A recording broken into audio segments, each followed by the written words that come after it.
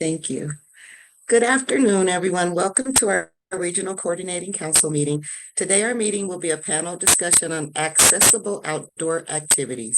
June is a wonderful month for Colorado weather, and we cannot wait to hear from the 7 panelists. But first, Diana will begin the meeting by addressing some housekeeping matters. Thanks, Colleen. Please go ahead and type your name and organization in the chat so we can keep track of who's here. If you'd like to mute or unmute, you can click the microphone icon in the bottom left corner of the Zoom window. To access the chat, you can click the speech bubble icon in the bottom middle of your Zoom window. We ask everyone to keep themselves muted during the meeting when they're not speaking. But should you need to raise your hand, you can do that by clicking on the smiley face icon at the bottom right corner. As always, you can use the chat as needed for questions or comments, and you can also use the raise your hand function to be called on. Now that we've covered all of that, we're going to do some quick staff introductions. Steph? Everyone, my name is Stephanie O'Neill. I'm the program manager of special projects here at DRMAC. And I just kind of wanted to, as always, give an update on our travel training program. We have a lot going on this summer, but we still have room for training. So if you or anyone you know is interested in getting some travel training sessions set up, do some learning and do a fun little trip down Union Station. We just did some other trainings and events and things that we'll be sharing on social media. So make sure that you follow us there to keep up with that. But yeah, travel training. Yay. Latoya. Thanks. So my name is Latoya Pranti. I'm the Operations and Development Manager here at DRMAC.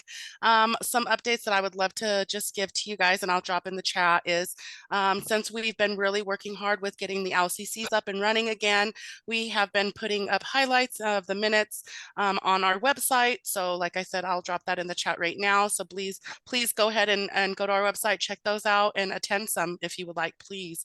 The more the merrier. I think your input is very valuable. And especially to make that change happen, we need groups, right? So that's me. Thanks, Diana. Hi, everyone. I am Diana Castro. I am the Bilingual Outreach Coordinator with DRMAC. Thank you for being here. Maria? Hi everyone, my name is Maria Griffin and I am Dr. Mac's Administrative and Marketing Assistant, and I am also one of the friendly voices you hear whenever you call our INA at 303-243-3113. Again, I encourage everyone to follow us on our social media where you will be able to keep up with our latest news and updates, and I'm also excited to be soon part of the travel training team as well to provide trainings in Spanish. Thank you. And I am Malia. I'm the Operations and Development Assistant for DRMAC. And I'm going to go to the next slide because we have some exciting news. We are thrilled to officially announce our upcoming Transit to Wellness Expo. It's taking place on August 30th from 3 to 6 p.m. at the City Park Pavilion. This inaugural event will gather a diverse range of organizations dedicated to providing crucial resources and support for caregivers. We have everything from in-home caregiving solutions to focusing on self-care and preventing caregiver burnout. We believe this is a great networking opportunity. There's going to be a lot of organizations you might not have networked with before. So if your organization is interested in tabling at this event, please get a hold of Latoya. She will drop her email in the chat. Thank you.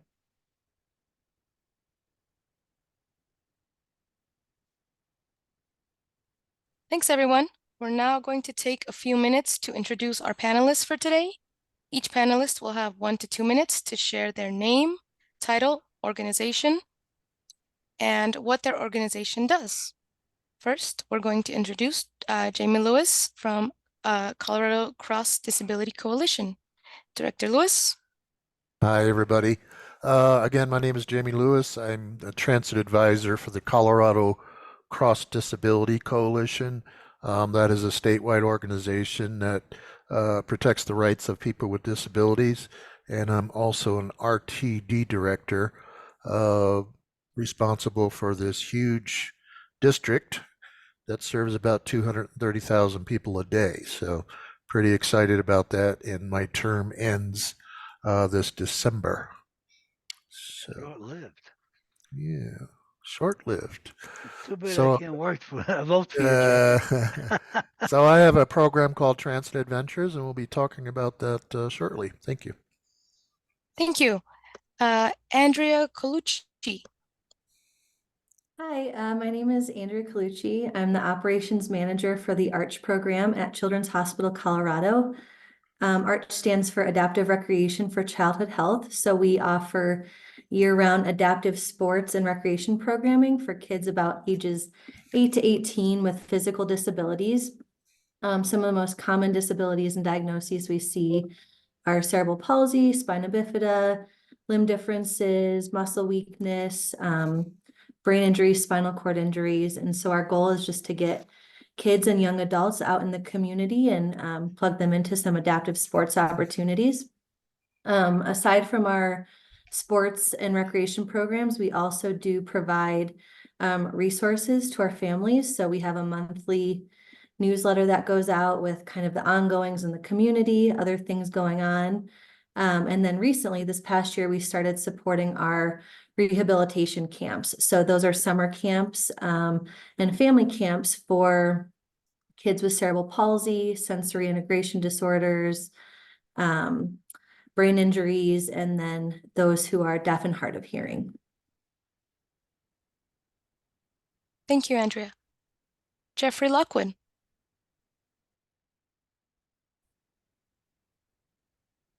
There we go. So apologies if my connection's a little bit fuzzy here. I am calling from the ancestral land of the Dene Navajo, Arapaho, and Ute people on the mountain of Cisnagine, more commonly known as Little Bear Blanca. So signal's a little bit iffy, but I'm hoping to contribute as much as I can today. My name is Jeffrey Lockwood. I'm the founder and executive director of the Lockwood Foundation. Our organization's sort of claim to fame, if there was such a thing, is that we helped the first, third, fourth, and fifth wheelchair user summit Mount Elbert historically. So the first one was a big barrier and glass ceiling to break because it really opened up the door for everyone else to explore that space and what that might look like. We didn't get the second historical summit because a family decided that once they saw what we had done, they wanted to jump in and give it a shot themselves. So they actually beat us to the second summit and summited a week before us the next year. And then we helped Christine Gilmore get up that mountain. So our organization effectively operates in the adaptive trail space. We facilitate opportunities for people of all abilities and all experiences to share community space on the trails, on the summits, at hut trips, camping adventures, pretty much anything we can sort of conjure up, the experiences that we all love in the outdoors. Our big mission, kind of started with accessibility, and access in general, but we've really been shifting in the last like 3 or 4 years into more inclusion, belonging, and most importantly, equity space. So that ownership, like what does it take to feel like you are part of the process, not just gaining access to a space? So our community of about 1,000 volunteers around the state push, pull, and even carry adaptive trail equipment that allow people of all abilities to get out into the mountains. And one of our big narratives lately that we've been sharing is that, no one in our community has the same ability, the same experience, and we're all varied. In fact, we all have something to bring out onto the trail to contribute to the community. And so in a way, we're almost all adaptive athletes in our own kind of unique way. We all wear skis to ski. We wear shoes to hike. There are different things that we use. So I appreciate your time and thank you for inviting me out here today. Thank you, Jeffrey. Brittany Delphin. Hi, everyone. My name is Brittany Delphin. I'm the operations manager and the manager of our adaptive climbing initiatives and custom programs at Paradox Sports. We're a local nonprofit based out of Boulder, and we exclusively work in the climbing industry when it comes to adaptive rock climbing. So we do like local programs. We go out to all of the kind of like most iconic climbing destinations across the country. And then we do some like educational opportunities. Typically we work with adults with physical disabilities as our kind of primary group that we serve. So yeah, thanks for having us. Thank you for being here. Carrie Sawyer and Mark DeChamp. Hi, I'm Carrie Sawyer. We're here live and active at Wheelchair Camp. I'm a DPT, retired from DPS, and Mark is a longtime camper. So my name is Mark Deshawn. This is Colorado Junior Wheelchair Sports Camp. We provide a 1 week camp for kids from 5 to 21 years old, and it introduced them to different sports, adaptive sports, through the sports teams, organizations, and they do a variety of things. As a matter of fact, we're in camp right now, and we currently have 17 different teams or coaches that are coming with different sports for our kids. This year we have 60 kids. We've served as many as 100, 120, something like that. But every year in June, we bring the kids together from all over, not just Colorado, even though we are Colorado's Junior Wheelchair Sports Camp, but we have kids from Wyoming and Nebraska, Kansas, New Mexico, Utah. No small feat. Thank you. Thank you for being here. Aymara Rodriguez. Hi, everyone. My name is Aymara. I'm a first generation Latina. I am an outings leader with Latino Outdoors Colorado, which is an organization that focuses on getting individuals that identify with the Latinx experience outside and reclaiming the spaces that traditionally we've been told are not ours. But I'm also the co-founder of Function Wellness, which is a wellness brand based out of Denver. Our mission is to create more access to the outdoors for traditionally underserved communities and help decrease the knowledge gap about wellness in these communities. And one thing that's really important to us at Function is, we see movement as a fundamental right for all and not a privilege only reserved for the able-bodied. So our nonprofit arm, Donks, focuses on creating and delivering inclusive and educational and therapeutic movement-based programming for all types of demographics, but starting with kind of 4 key pillars: at-risk youth, individuals with disabilities, BIPOC communities, and geriatrics, older adults.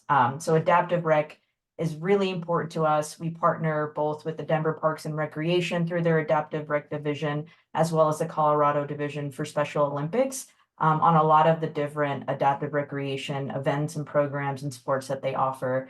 So really excited to be here today, and thanks for having me. Thank you. And Kevin Wilson.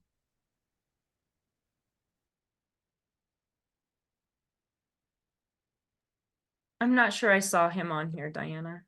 Can I jump in here? I actually work with Ignite. I'll until Kevin gets here, if he doesn't. Ignite Adaptive Sports is one of Colorado's many adaptive ski programs out of Eldora. We have over 200 instructors throughout the state. Some of the most affordable lessons that the state has to offer in regards to adaptive skiing. I believe we created 1,300 lessons with only 3 staff members this last season in 3 months. So a really incredible program, 35 minutes from Boulder itself, but we do serve the state in several programs outside of the state. So if you have any questions about Ignite Adaptive Sports, I'd love to jump in. I'm fairly new within the last year, but I've been kind of neck deep in it. So I pour like a 5-gallon bucket when I jump into things. So I can sort of represent Ignite today as well, if Kevin doesn't make it in. Awesome. Thank you. Thank you, Jeffrey. Well, thank you so much for the panelists for being here. Thank you for the audience. And let's go ahead and we're going to move right along into the first question for today. What are adaptive sports, and what does or activities, and what does your organization offer? And so let's go ahead and start with Jamie Lewis. Thanks. I didn't give much of a description of the program when I introduced myself, so I'll just give you a little background. Our program is called Transit Adventures. So as the pandemic was closing down, we noticed that many of our elderly and disabled citizens were still locked into limited outings because of their fear or difficulty in restarting in an adventurous spirit. So through the help of the Colorado Active Living Coalition mini grant, we were able to put together a small summer program that would help provide opportunities for the elderly and disabled to get out and about. So what we did was we provided some locations that they could go to. these are some examples: Boulder, Pearl Street Mall, Netherland, Colorado, Sloan's Lake, Cherry Creek State Park, museums, and Frisco. So we were able, in 2 years, we were able to get about 18 people out and about. So we're pretty excited about that. And unfortunately, I have a very important phone call that I need to take. So I'm going to hop off here for a second. Sorry, guys. No worries. Thank you. Andrea. Hey, so adaptive sports and recreation, I believe, is recreation that's supported. That includes adaptive equipment in whatever sport that may look like. So adaptive skis. I don't want to touch on Brittany's territory, but adaptive harnesses and rigs for climbing, fishing poles, different things like that, depending on what your ability levels are. Having trained staff and volunteers there who are familiar with working with people with disabilities and know how to support them and instruct them in that activity or sport. Some of the activities and sports that Arch offers are adaptive skiing and snowboarding, indoor rock climbing, golf, fencing, archery. We do water sports, we do kayaking, sailing, trying to think of what else, cycling. And then with our camp programs, our campers are engaging in traditional camp activities. So camp songs, campfires, zip lining, rock climbing, just that camaraderie, engaging with other kids that comes with camp, being away from parents, guardians, kind of practicing being, on their own, in charge of themselves, helping prepare meals, those sorts of things. And then, like I said, we offer a resource guide that goes out monthly, and that includes different activities that are going on throughout Colorado, different funding opportunities, grants, resources that families and kids can access to obtain equipment or help pay for program fees. So when they're out in the community, they're able to not solely rely on programs like us, but go with their families and continue participating. Thank you. Jeffrey. So I will try to remember to cover both organizations at each step if it's relevant. The Lockwood Foundation, we really operate in the adaptive trail space. So, we do adaptive hiking. We also do the things that adaptive hiking can lead to. We do hut trips. We've climbed 14ers. We're really trying to create inclusive space in the outdoors. Whatever that destination may be, we facilitate the travel there, even if the destination is the travel. I want to answer the question, what is adaptive sports? To us, it's really, tools and strategies that allow us all to get outdoors. So I want to back up into that space that, tools and strategies that allow us all to get outdoors and to get outdoors together, I think is an important part of that. So the Lockwood Foundation does a variety of activities that are facilitated by those adaptive trail experiences, and then Ignite Adaptive Sports at Eldora. We are a downhill ski program, Nordic program. We do 2-track, adaptive snowboarding, adaptive skiing, sit skiing, cross country, snowshoeing. Trying to think what else we do, but an incredible team of leaders around the state that give their time so that everyone can ski and be out on the slopes in the winter.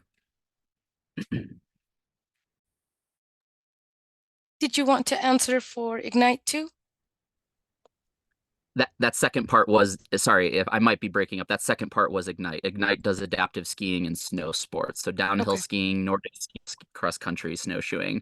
There's a little bit of overlap between what the Lockwood Foundation and Ignite do in the winter season, but the Lockwood Foundation will be doing more backcountry winter activities. So we'll go play on Berthoud Pass this year, do a little backcountry skiing. We do backcountry Nordic and cross country skiing, but Ignite is strictly a front country program, but much, much more vast in both the reach and the winter opportunities. 1,300 lessons this winter for Ignite Adaptive Sports at Eldora Ski Resort.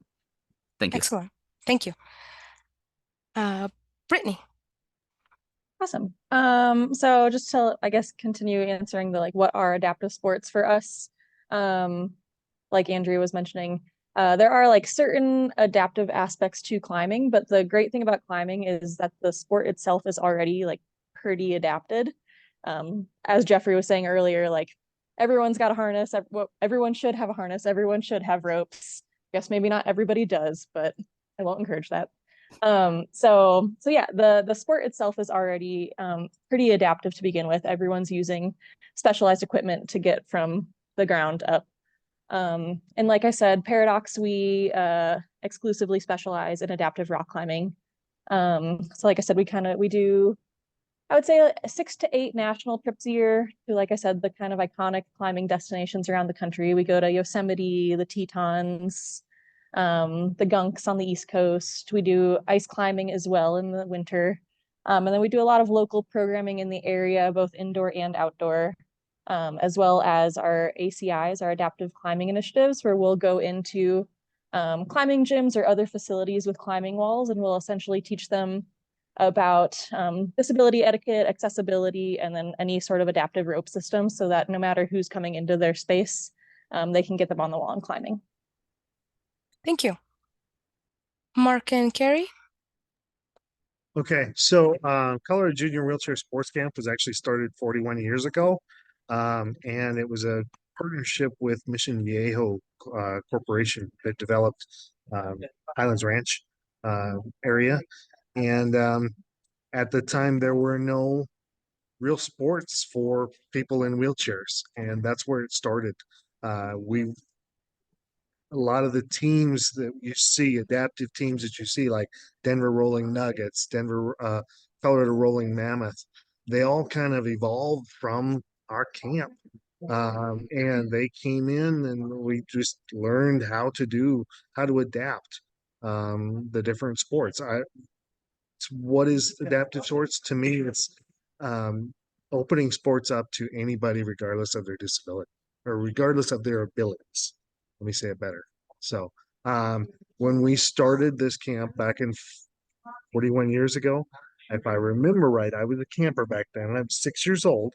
So, and the people back then are not around. But I believe there were 6 different sports that we had, tennis, basketball, archery, track field, stuff like that. But this year we have 17 different sports.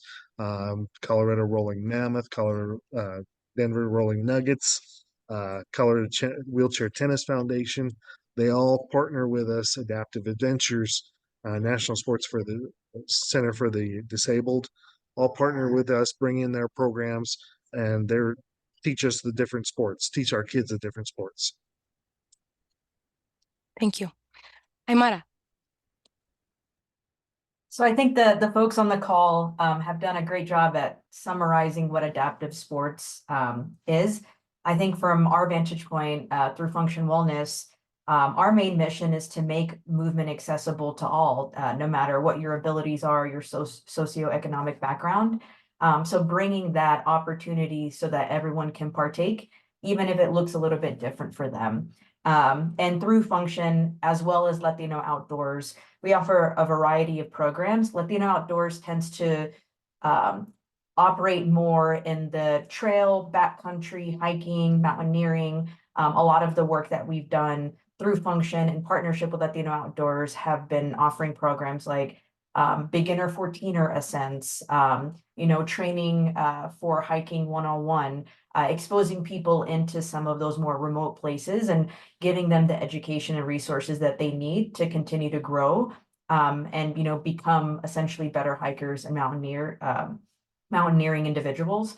Through Function, our kind of spectrum runs quite larger. So because we tend to focus on at-risk youth, older adults, BIPOC communities, and individuals with disabilities, our programs vary. And so I'll give an example for each. For at-risk youth, we currently operate a boxing program that's based out of Aurora.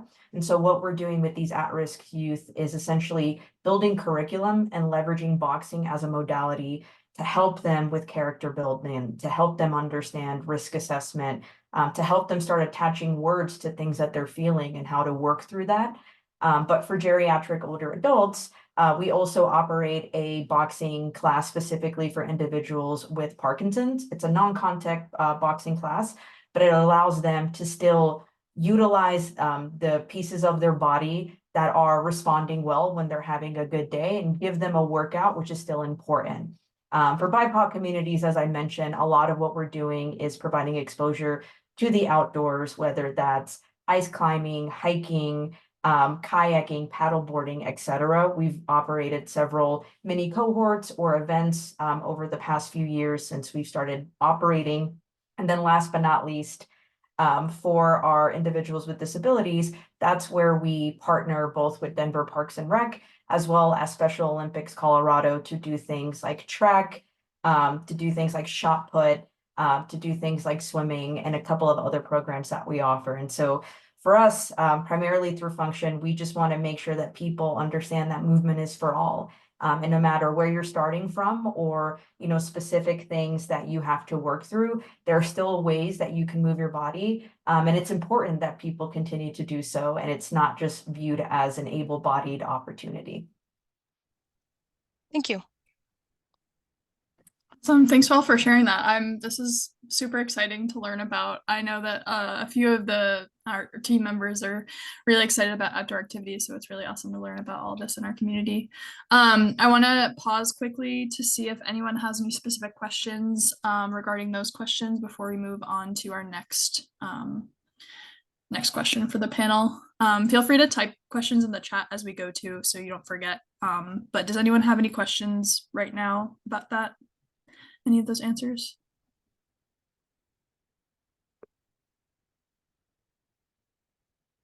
All right, let's go ahead and move on then. So our next question is just kind of more of like a fun question. So I don't know if anyone has any like favorite experiences or like a really positive experience that's stuck out to you in your organization, whether maybe it was just like a really beautiful day outside or there was like a climbing route that someone was really like they were working on it for a while and they finally sent it or something like that.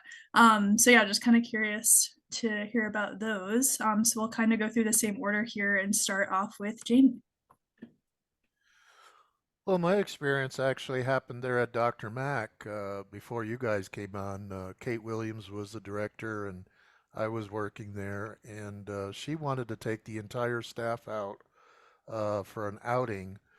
So we went up to Staunton State Park, and that was the first year that they had the track chairs for people with disabilities. So I was able to get into this chair that looks like a little mini tractor and basically roll around the park, and we had a grand old time. So that kind of sparked me and kind of like maybe kind of gave me the vision to create this little program that we've been doing since then. So that would be my little story. Awesome. Yeah, that's a great park to go around to. That's an awesome story. Thanks for sharing. Andrea? Yeah, so we often have our participants set goals and things that they want to work on while they're in our program. So a few things come to mind, but it's always great when you have kids come out and are just at the programs working on those goals and making progress. But we had one kid who his goal was to stand up on the paddleboard by the end of the summer. So he was kneeling on it, he was sitting on it, but he really wanted to stand. So he in his physical therapy appointments, catered his goals around being able to stand up on the paddleboard. And so he worked in PT every week. And by the end of the summer, he did stand up on the paddleboard. And we were all really proud of him, really happy for him. It was a great accomplishment. And then just another highlight, we had a kiddo who he had a really long and difficult hospital stay. He ended up having a spinal cord injury as a result of his accident. He got plugged into our adaptive ski program, and Our kids get 5 lessons every winter. So I think it was maybe his second season with us. And we have a family day the last week where families can come up, siblings, and they can ski together. Or if they don't ski, they can kind of just see their kiddo come down the hill and just see the progress they've made. And so his family came out, I think mom, dad, uncle, all 3 siblings. So it was the first time they all skied together. And I think the cherry on top was that he beat all of his siblings down the hill in his sit ski. So it was just really cool, not only to have that experience as a family, but to be in an adaptation and to be faster than his siblings. So really cool.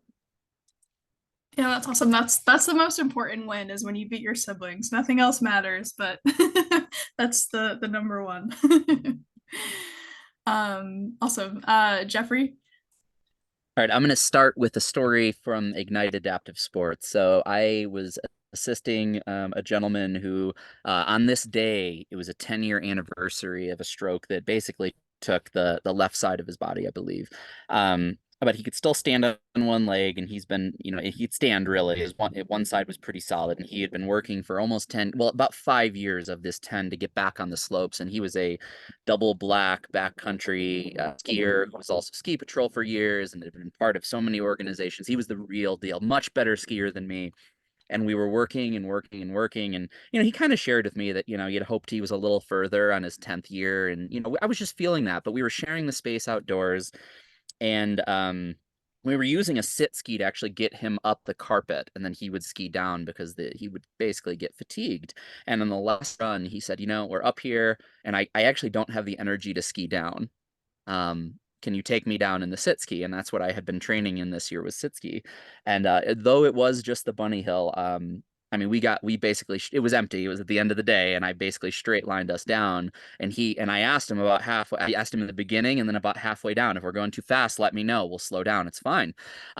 Didn't say a word. We got to the bottom, and I said, "Was that okay? Is everything good?" And he said to me, I haven't moved like that in 10 years. And I literally, I was trying to, not let my goggles fog up because they were at the bottom. And I was like, this is why I do this. I understand my why every time I get out into the field with Ignite. I'm going to tell one more story. And this is related to the Lockwood Foundation. There's a young man, I'm going to call him E today. And E came out to hike with us for his first time at Castlewood Canyon, his first time ever hiking. And this little guy, he asked me right out of the gate, he said, and I don't know where he got this idea, but he asked me, he's very serious young man, 4 years old, with a soul. He's ancient soul, very inquisitive. And he asked me, am I going to go flying today? And I just didn't have the heart to tell him no. But I thought about it for a minute, and I'm like, yes, E, you're going to go flying today. And so we went down into the canyon, we touched the water, we came back up, and probably about the last 200 yards, E's very small, and we picked up E and carried him the rest of the way. And he is going, telling everyone on the trail as we pass, look, I'm flying, I'm flying, I'm flying. And that to me was so emblematic of everything that we do in adaptive sports. We're giving everyone the chance to fly, every single person. It's not about volunteers, participants. Everyone gets to fly, and we sort of get to fly together. I had an athlete years ago. We went up a short trail on Mount Evans, and he told me, you know what this is like? And it's interesting, years prior to this experience, he told me it was almost like that was like flying to me, because I know I feel like I'm really not supposed to. It historically have felt like I don't belong there. And then there I was flying. I was doing something that I thought was impossible. And then I just put on the cape and got to do it. So those are my 2 stories connected to one theme. We all get to fly together. That's awesome. I love that. Yeah, that's the best feeling, is being able to fly, quite literally. That's awesome. Thank you for sharing that. Brittany. Yeah, I think one of the highlights for me at Paradox within the last year was, it's hard to narrow it down beyond that, but we have a visually impaired ambassador on our ambassador team, and he's had this goal for years at this point to do the first blind lead in using trad gear climbing. And we were able to like make that happen with him within this last year. He went up to Vedavu with our program manager, and there's a film about it now, but something that I don't think anyone like really expected to happen. And it was like kind of iffy there for a little while. They had to like go through this area of really angry bees, but he ended up doing this trad lead climb, which me as a sighted climber, like I don't even like climbing trad. So it was just a really cool experience and a cool thing for Paradox to be a part of. And like I said, there's a film about it now, and it was just a really exciting time for us. So What is the film called? Do you know? It's just called Blind Lead. Okay. Yeah. I agree with you. Trad climbing is so scary to me. That's so Yeah. impressive. I know. Yeah, it's pretty awesome. Yeah, I'll have to check that out. Thank you. Looks like Carrie is next. So Carrie's kind of stepped off. So this Oh, Mark. sorry, Mark. Yeah, no worries, no worries. I've been a little more longer involved with camp than Carrie. So I could give you a few stories, but so I was a camper the first 10 years of this camp, 6 years old to 16 years old. But I'll give you a story from being a counselor. The last 15 years, I think to me, I think I've had more fun as a counselor. But excuse me, this camp is money has never been something that should be a barrier for our program. There is no cost to our program at all for our kids. Also, we want to bring in kids regardless of where they live, to introduce them to sports. And one of the great example I think of, excuse me, all the time is Katie. She's from Yuma, northeastern Colorado. Went to a prairie school, so K through 12 was her school. All of the kids together. She was the only one in a wheelchair with a disability at her school, K through 12, all 12 years that she was there. And she came to camp, I believe she was 7. She first came to camp and introduced to the adaptive sports. And if you don't know, Yuma is 3 hours from Denver. She was so so moved by the sports, and so motivated by the sports. She talked her parents into letting her join the Denver Rolling Nuggets junior team and the ice hockey team. And that's a 3-hour drive for practice to Denver during those seasons. I don't remember how the seasons are a couple of months long. I think it's practice is like every weekend or every other weekend. She convinced her parents to um she was so motivated and so inspired, or I hate the word inspired, being a user myself or a wheelchair user, but so like, this is what I want to do. And she was able to, she's been in the hockey program for the last 9 years. Um, so that's the story I always remember. Man, that's quite the commute. Yeah. That's awesome though. Thank you for sharing that. And then Imara is our last one. I'll start with a brief story. I am not originally from Colorado. I'm originally from New York. I've been here for about 2.5 years, and my organization function has been in operation for about the same time. But the idea of building function was something that my co-founder and I wanted to do for years, and it never quite made sense in New York. And as mountaineers ourselves, when we moved to Colorado, we were in all of these spaces that were adventure or outdoor centric, we never saw anyone like ourselves. And so that was really the impetus for us to say, if we're feeling like we're other in a space that we work so hard to be a part of, this feeling isn't exclusive to us. And it, you know, a lot of individuals in different demographics feel like this. And so I'd say two memorable moments, we've had many, but two memorable moments in particular was one, in our at-risk youth boxing program, we had one particular participant. I will just call him Jay for the purpose of the panel. But he, you know, has been in the foster care system for the majority of his life. He was having issues with his current foster home. He is 17, and so he was really just getting concerned with the fact that once he turns 18, it's just kind of, all right, you're out of the system. We'll leave you to your own devices to figure it out. And if you do, great. And if you don't, well, so be it. And so through our program, he was finally able to communicate and vocalize a lot of the things that he was consistently angry about. And he didn't really have the tools himself to, one, acknowledge what he was feeling, let alone actually proactively communicate that to the guardians and adults in his life.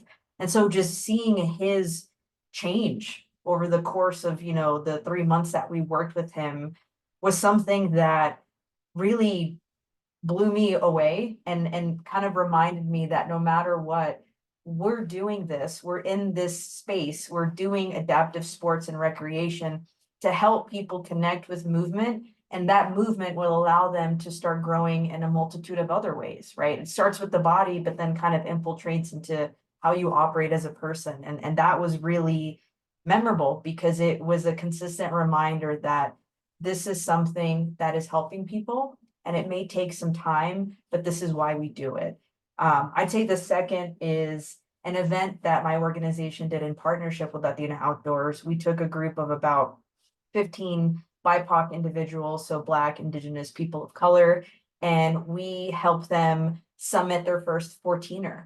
And it was really emotional because some folks that summited at the top, you know, got teary. And, you know, they mentioned to myself and my team that they've never had the opportunity to do something like this before. They never thought that they could even actually do it.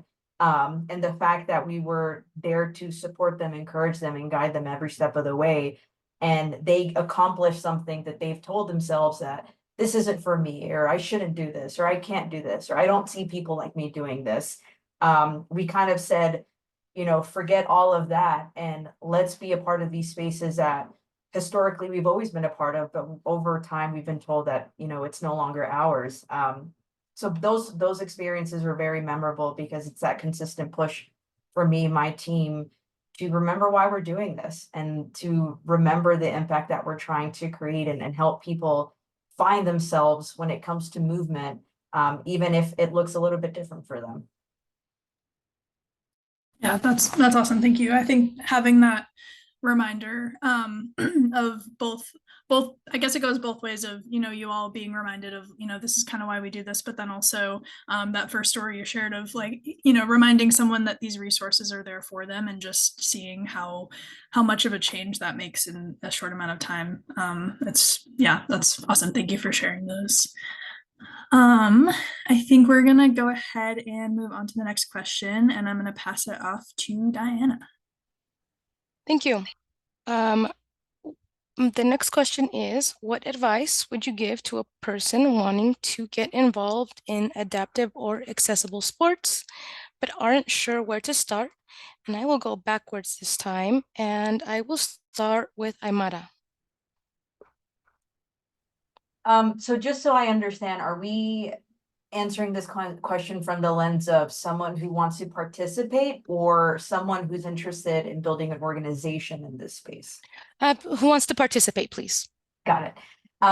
So yeah, I think the number one piece of advice that we give out is, you know, doing some research in the state or the county or the city that you're in to see first what exists, because sometimes it's really difficult to, you know, consolidate all of the different offerings and opportunities and programs that are available to you. So I'd say one, If it's something that you're interested in partaking in and getting involved in, doing a quick scan to see, what's already out there, or what are some organizations that you feel connected to, or what are some programs that are offering sports or recreation kind of types that you'd want to partake in.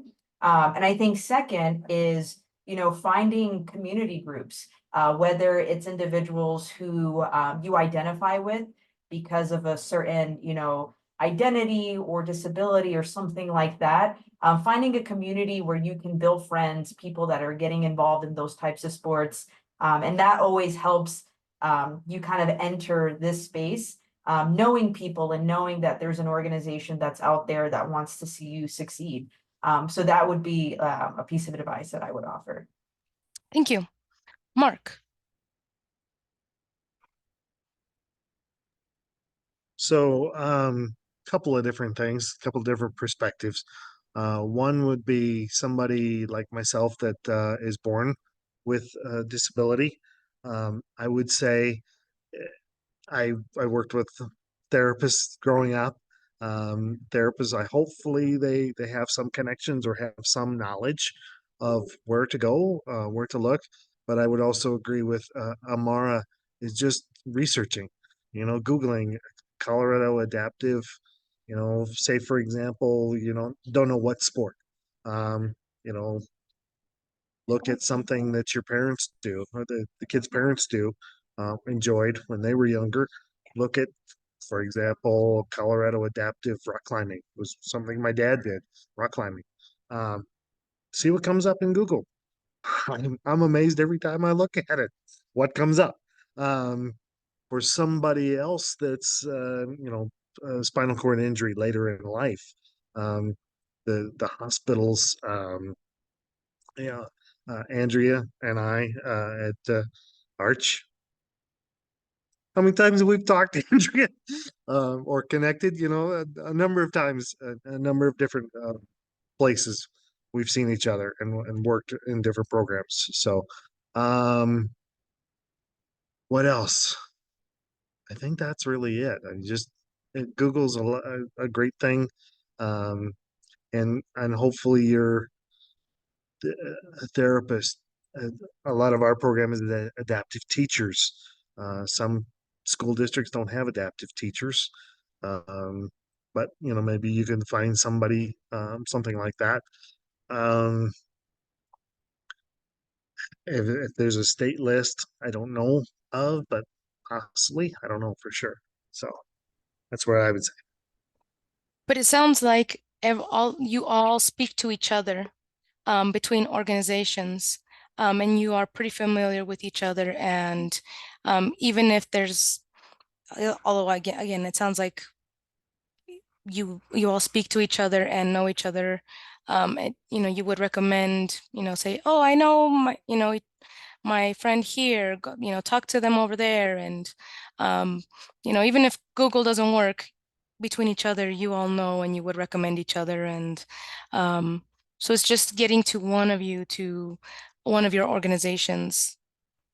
Yeah, if we don't know everybody, Mhm. we at least can get a snowball started. Yeah, So exactly. Thank you. That's a just great start metaphor. somewhere, Yeah. Andrea recommends me, or I recommend Andrea, or I recommend somebody at Craig Hospital. It'll snowball, guarantee it. So Perfect. Thank you. Who do I have next? Brittany. I would definitely agree with kind of like narrowing down what kind of activity you're looking for and doing that research. Like Mark was saying, there's just so much information online that you can find. So I think that's like a really great starting point. For us, if we have people that like are interested in climbing, but like are nervous or like kind of under the impression like I can't do this, we always try to encourage them to just show up, just come. And from there, like I always tell people if you want to like come do a night at a gym and just watch for that first night, that's totally fine. You might see other people with like similar disability types that are climbing in the same way that you would be, which can be really encouraging. And then from there, it's okay to take small steps. Maybe day one you show up and you just watch, and then the next week you come and you put a harness on and you try like sitting on a rope in the harness and kind of working your way up from there. So yeah, just encouraging people that it's okay to take those small steps, and that yeah, certain sports can be scary, and it's okay to get out of your comfort zone and do it at whatever speed makes sense for you. I love that. Thank you. Jeffrey.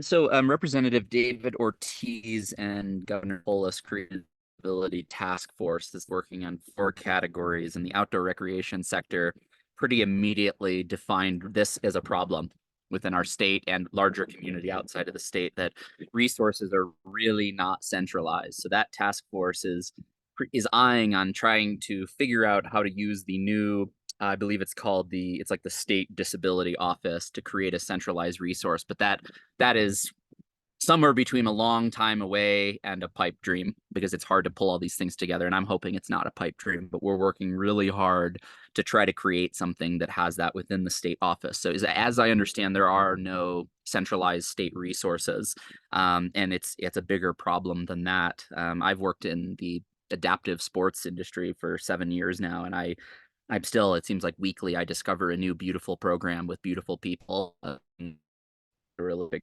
what have you. One of the things that I usually will suggest when folks reach out to me and say what else is out there, I like to just kind of get into that space of, I like the Google idea, because I use that. I actually say, what sounds fun? Put the word adaptive in front of it, Google it, find an organization, make the call right away, don't hesitate. And before you even ask what they do, ask who can connect you to other resources. Are there other things like this? Someone will find a direction to give you. In every organization, there's at least one, if not dozens of,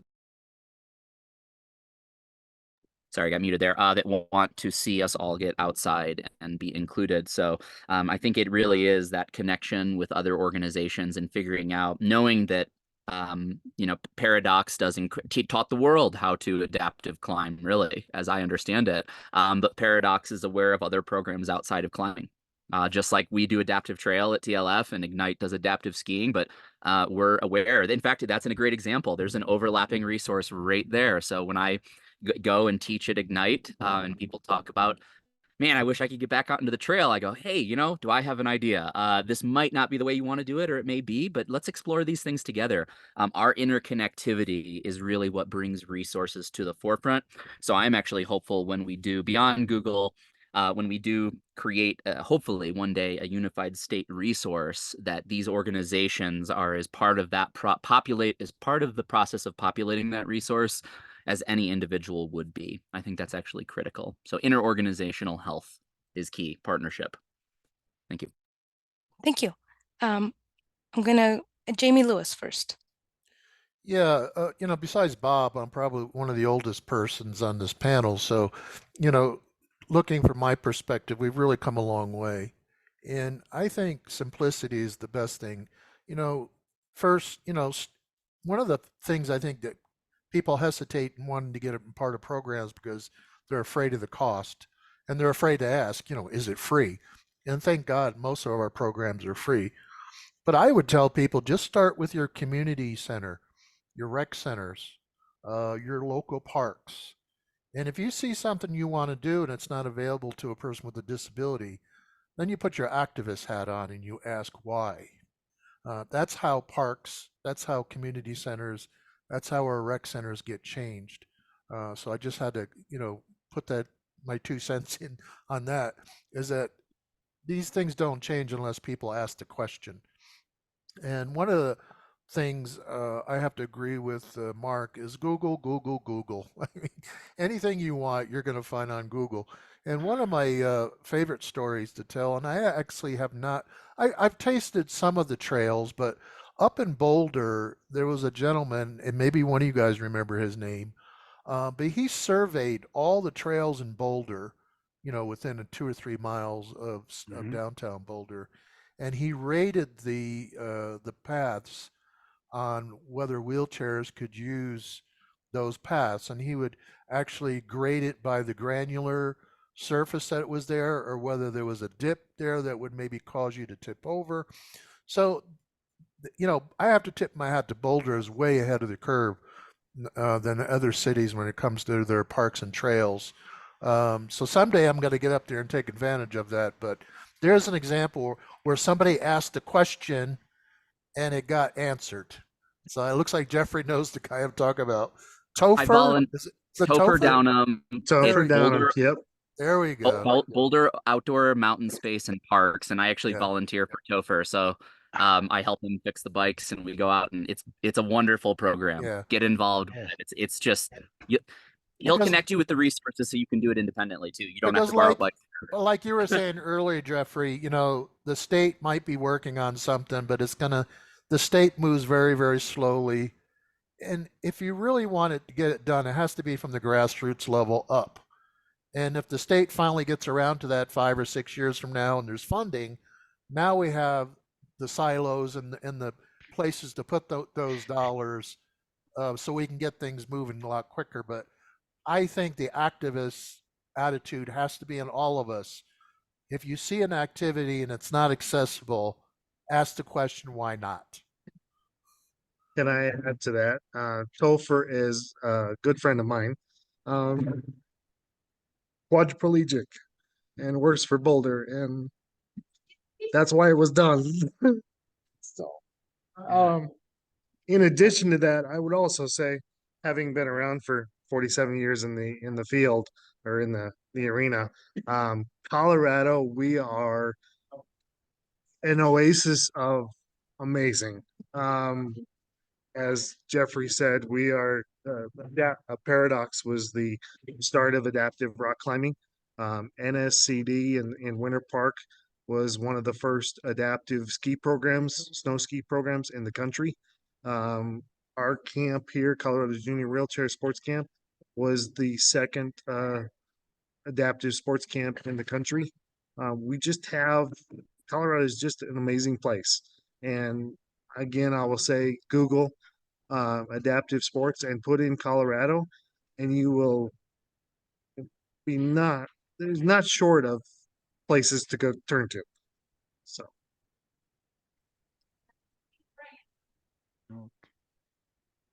just my extra 2 cents there. All good 2 cents. No, thank you. All of these are good 2 cents. Grassroots all needed to move things forward. Diana, Yes, Bob. one note of what Jeffrey and Jamie just promote. The Colorado or the state disability office is now a reality. The governor signed the bill yesterday. I was invited to the signing, and so was Representative Ortiz, and many others were there from various other organizations. That is a resource for information, for grants, etc. Wanted to be up and running. I mean, it's a law, it's on paper, but now they have to get the implementation going. So it's supposed to be, I would say within 90 days, it should be up and running.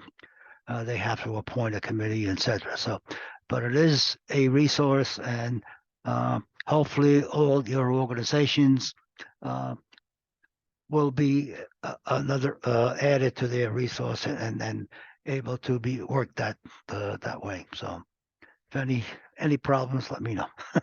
Thank you. Bye. Thank you, Bob. Also, Andrea, you have not answered. Please, what advice would you have for anybody wanting to get involved in adaptive or accessible sports, but aren't sure where to start? I'll keep it quick and try and name a few things that weren't already mentioned, but I think somebody in the comments asked about local resource fairs and networking opportunities, and Brittany had mentioned the city of Lakewood put on the Possibilities Expo earlier this winter. Well, at least it snowed that day, I remember. So I think it was winter. But that was a great event with a lot of local organizations, and it was open to the community. So searching for other events and resource fairs like that, events like this where you're sharing about things going on. I would say joining social media groups, Facebook. They have pages like Community Adaptive Sports where you can ask questions. You can kind of search for adaptive equipment recommendations, things like that. And then Move United is a great resource for adaptive recreation and sports. You can actually go on and filter by state. You can filter by your zip code, different programs that are available near you. And then if you click that program, it lists every single activity or adaptive sport they offer, kind of gives information about what that sport and activity entails. And then it gives you contact information so you can reach out directly to them. But I think Move United is a great one I hadn't heard, so that's a good place to check too. Thank you. I will now pass on the next question to Steph. All right. So I'm just gonna kind of open up this question to anyone. I won't call on everyone in the panel, but if you have any input, feel free to unmute and just jump right in. But our last question for the panel will be just kind of, I don't know, gauging if there's anything we can do at Dr. Mac and the community in general to kind of support you all and what you have going on in the community. So yeah, feel free to jump in if you have any input. Well, one of the things I want to talk about is transportation. Our transportation is growing. Even if it's not RTD in the central Front Range area, we have Bustang now that has 2 wheelchair accessible spots that can take you north and south, east and west, all the way to Grand Junction. And we also have a smaller venue called Pegasus that leaves from Union Station and takes you up I-70. So, one of the stumbling blocks for a lot of people is transportation, especially if they're in a power chair and can't not be easily lifted. So I encourage them to check out RTD, the Accessoride, the On-Demand, Bustang, and Pegasus, and try to work, try to find ways to using those assets to get where they need to get. Yeah, definitely. And in addition to those as well, we have a bunch of other transportation resources as well in our guide and in our app and things. So if you're not already familiar with those, you can head over to our website and we have a whole slew of resources. So yeah, definitely suggest using some of those transportation resources. Imara. Yeah, I think I have 2 things. One, I've heard some of the amazing panelists, kind of talk about how long their organizations have been around. And I think what is so special about the adaptive recreation space is you have organizations that have been operating for quite some time. And so the younger organizations, such as mine, can kind of look to those to understand best practices and how to continue creating value. But I think in terms of what we can do in the community is continuing to support those up and coming organizations as they move into the space who want to continue to add value to the overall work that we're all doing. And second, I know that I believe it was Jamie, he was mentioning transportation, but I would double down on that.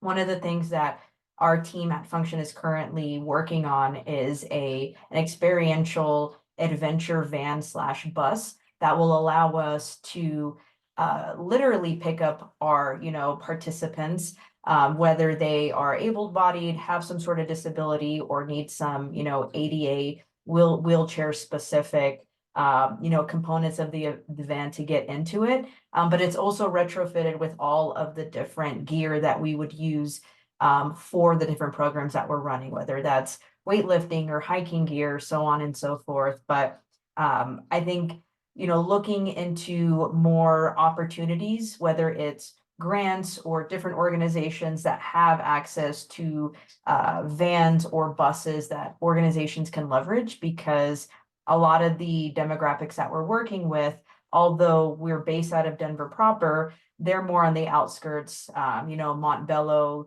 Green Valley Ranch, Aurora. And sometimes, transportation is the biggest barrier to entry when wanting to get involved in some of these programs. So even if you go to Google and you find all the programs that you're interested in, it really depends on how far that program is and how involved your guardians or parents or adults in your life are to even take you there. So I'd say, to summarize, continuing to foster support for the younger organizations that are coming into the space, and two, creating more visibility into what transportation options can exist so that we can get more of the incredible work that we're all doing to the people that could benefit from, these programs the most. Yeah, definitely. I 100% agree with that. I think it's really important to kind of, it's always really wonderful when the older organizations collaborate with the younger organizations. You get those two different perspectives, and you're not having to reinvent the wheel. You get the newer perspectives as well. So yeah, definitely. If there's anything that we can do to support, please let us know. It looks like Jeffrey in the chat mentioned that Uber/Lyft through Accessoride has been life-changing. From what I hear, the Disability Task Force for the state is working on expanding it. Yeah, I've also heard very similar things about Access on Demand and Accessoride as well. Yeah, it seems like it opened a lot of doors for a lot of people. So yeah, it's awesome. Anyone else? We got time for maybe one more. If anyone else from the panel has anything to share on how we can support y'all. I would like to jump in and just mention that I think everyone in this panel probably has some understanding of how amazing we are as human beings at adapting. And one of the themes that I think we need to keep pushing forward is creating opportunities, whether it be through agencies, funding, community organization, to create and keep open avenues for us to adapt. And this is just a randomly generic statement that I keep finding myself saying in different panels with different communities, different leaders, elected officials, appointed officials, and so on and so forth, where I just keep saying these same words of give us an opportunity to adapt. We're really, really good at it. We're really the only creatures on the planet that started using and growing the use of tools, right? Let's adapt. And so I think that's really important, especially when we're talking with agencies. Governing land management agencies can be really tricky in this, like, are we outside of the box or inside of the box of what they normally see? And just because it's outside of the box, should it be viewed as anything but phenomenal? So one example I'll give is that you'll find that parks that do not have accessible trails, it takes time to get accessible parking spaces there. And there's assumptions that could be bad, and this is changing. This has been changing. You'll find that this is, it's a great space. If you ask, they'll usually install one, but there's oftentimes this initial thought process of, but the trail isn't accessible. Why does there need to be accessible parking? Well, because we adapt. We're really, really good at it as human beings. We evolve, we adapt, we find ways to do things that aren't easily accessible to us right in the forefront. So that's just one singular example where I think land managers, we have to fight for that open mindset of, you may not understand why we have the need, but we have the need. You don't have to understand it really to help us with our mission. So that adaptability and that knowing that we're really good at it and we have to keep doing it, and we have to create space for that, even if the powers that be don't quite understand how it would work. That's okay. Generic thought process. Yeah, definitely. Having those conversations is a huge key to success with those things, because yeah, you're right. Like, some people don't even think about it and may not even ever really understand, but it can be such an impactful thing. So yeah, definitely. Thank you for sharing that. Brent also mentioned in the chat that Access on Demand is great, so I'm glad to hear it. Well, awesome. Thank you so much to all of our panelists today. That was, I really enjoyed that. Oh, and it looks like Jamie, you have your hand up. Oh, go ahead and finish your thought. Oh no, I was just going to thank everyone for joining. Yeah, you can. Yeah, I just want to make sure, because I'm 65, and I've tried everything under the sun for the last 65 years. I've enjoyed some things. Some things I did not enjoy. Don't throw anything at me, guys, but I hate skiing. I hate getting cold. My point is make sure that we don't discourage somebody if they try something and they don't like it or they fail.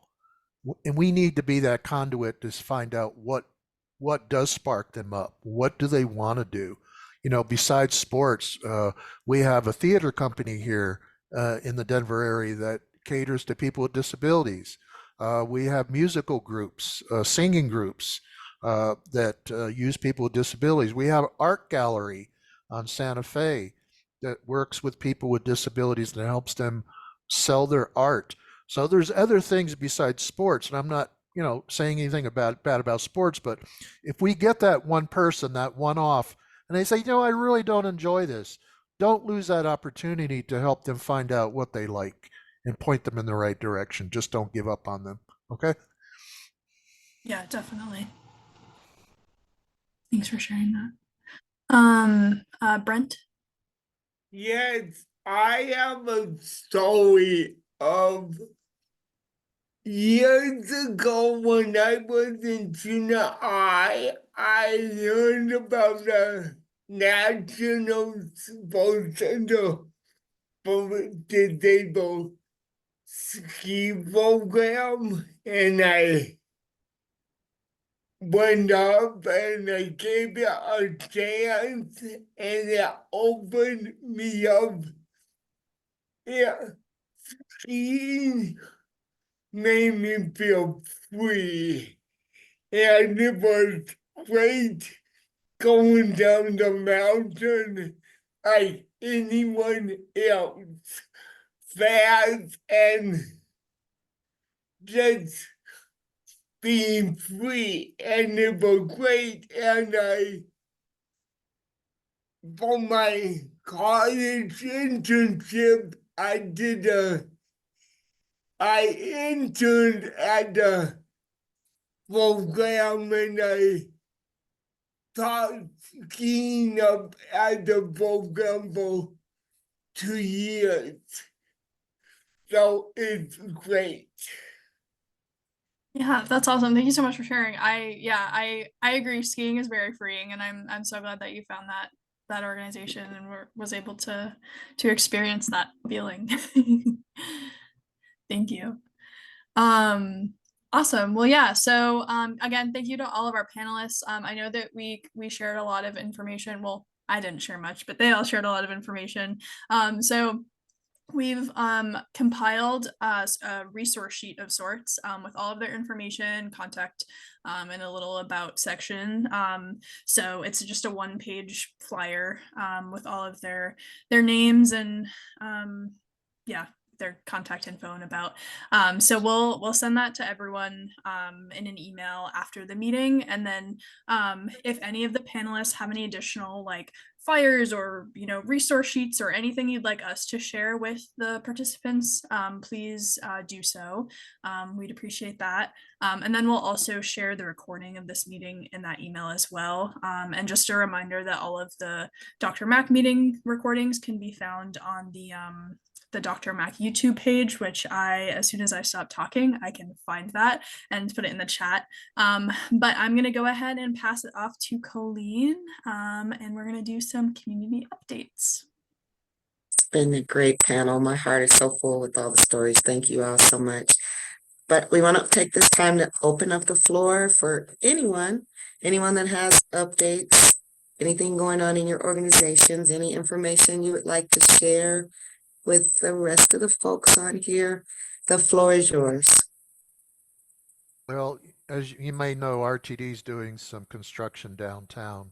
So if you're one of those persons that only goes once or twice during the summer, I just need you to be prepared. There will be the free mall shuttle running down 15th, but we also have the Metro shuttle running down 17th, I think. So there's ways to get to Union Station, but just be prepared that things might take a little longer.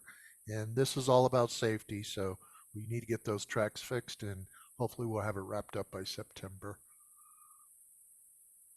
Thanks, Jamie. Anyone else? I just wanted to share a thought. Working for an organization like Dr. Mac, where we advocate for different demographics like older adults and people with disabilities. Something that for me is always important to remember when I do my job is that I am not part of that group yet. I will become an older adult, and one can become disabled at any point in your life. So that is something that motivates me. And I also wanted to highlight that everybody that share that for outdoor sports, adaptive sports, the socioeconomic point, because there is also an added fee and cost whenever you have a disability. So having access to these activities, I definitely think that it should be free. And another thought too, I think the main purpose of these, that what I feel and what I heard from everybody, is that gives people the sense of belonging. And like Jamie was saying, just breaking the cycle of isolation. So yeah, thank you. Thank you all for sharing that and for your amazing work. Thanks, Maria. Anyone else? I was just gonna pop in again and remind everybody to mark it on your calendars. Our Transit to Wellness Expo again is August 30th from 3 to 6 at the City Park Pavilion.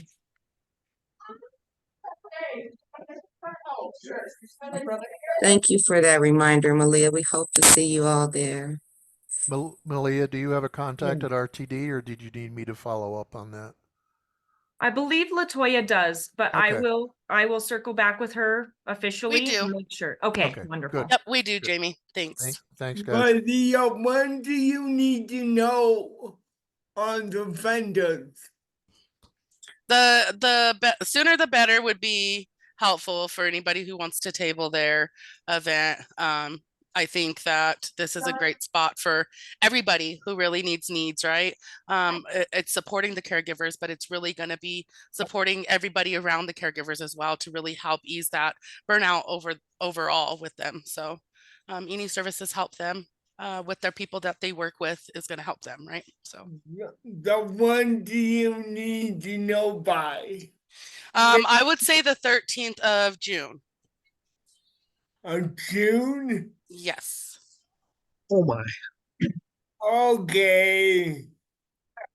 That's in a couple of weeks. Yep. And if we need to push it out a little bit, that's fine. But I would like to just know, at least so we can start moving forward with what the map looked like with all the tabling and things like that, so we could be prepared for that day. Okay, thanks.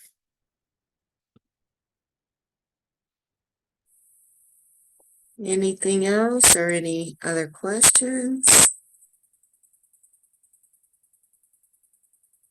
Okay. I put it in the chat, but I hope we can continue to collaborate and grow this community and, you know, have the resources and connections for everybody to take advantage of, you know, and really help the community. I agree. Thank you so much. I ditto that. Right. Perhaps a grant from this new state program, we can get a one big website with everything on it, right? Wouldn't that be great? You never know. Like you said, Jamie, you don't know what to ask. True. Well, this has been great. If there's nothing else, I'm gonna close us out. I think we're right about that time, but I wanted to remind everyone, I know transportation kept coming up as a theme, that Dr. Mack, please use us as a resource for some of those transportation needs. If you can reach out to any of us if you have questions. And I guess that's it. Well, excellent. We appreciate your trust in this space for those updates. That about brings us to the end of our meeting today. Thank you all for who attended today's meeting, and we look forward to seeing you at next month's educational offering scheduled for July 9th, 1:30 to 3 p.m. on Zoom, where we will host the topic on understanding IDDs and TBIs. If you're waiting to register for any of our monthly meetings, the 2024 list is available on our website, and we will give you back your day. Thank you so much for joining us. We appreciate it. Thank you.